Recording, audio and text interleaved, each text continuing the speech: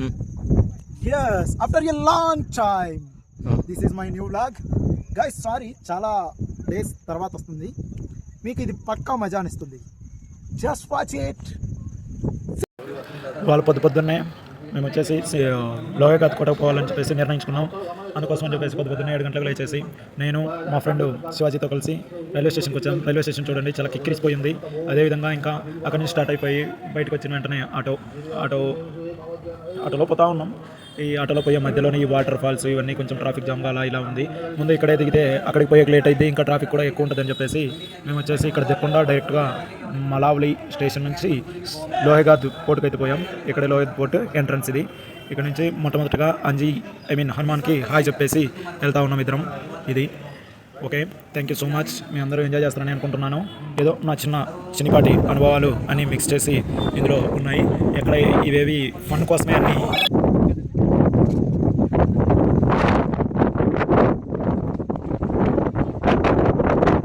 వచ్చింది లోయగాత్ పోర్ట్కి. ఇక్కడ నుంచి ఇప్పుడు చూడండి, యాక్చువల్గా వర్షం పడితే కిందికి వెళ్ళాలి, పైకి వస్తుంది. ఓకే గైస్, మనం ఇప్పుడు వచ్చేసాం లోయగాత్లోని. పైన ఉన్నటువంటి ఒకటి చూసేసి మహారాష్ట్ర మంచిగా ఉంది. కాకపోతే నేను వచ్చేసి ఇప్పుడు చూసేది 16-sided ట్యాంక్. మీరు అనుకున్నట్టు ఇది ఎక్కడ కింద లేదు, చాలా ఎత్తులో, nearly 170-200 meters above the height. అక్కడ స్టెప్స్ ఉన్నాయి, ఇక్కడ స్టెప్స్ ఉన్నాయి. కానీ నాకు అర్థం కాని విషయం ఏంటంటే 16-sided మీన్స్ అర్థం కావట్లేదు. ఇక్కడ 16 రౌండ్గానే ఉంది. సారా పానీ హే ట్యాంక్ హేనా ఇతనా. 16-sided ట్యాంక్స్ అంటే ఏంటి లేదండి, మన అష్టభుజి షడ్భుజి అట్లా 16 sides అనమాట. ఇక్కడ చూడండి, ఇక్కడ ఒకటి, ఇట్లా 16 sides ఉన్నాయి ఇందులో. ఒక భూలోక స్వర్గం లెక్క తలపిస్తూ ఉంది. మనం ఇప్పుడు వచ్చేసాం ఒక చిన్న నీటి కాదండి, చాలా సీక్రెట్ బట్లు దడికెళ్ళి గుట్ట. నెక్స్ట్ మనం వచ్చేసాం మంచి అయితే ఉంది. హనుమాన్ టెంపుల్.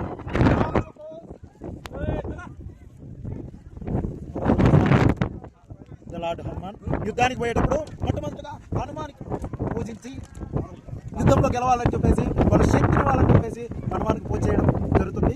నెక్స్ట్ మనకు వచ్చేసి నంది, ఇంకా హర హర్ మహాదేవ్.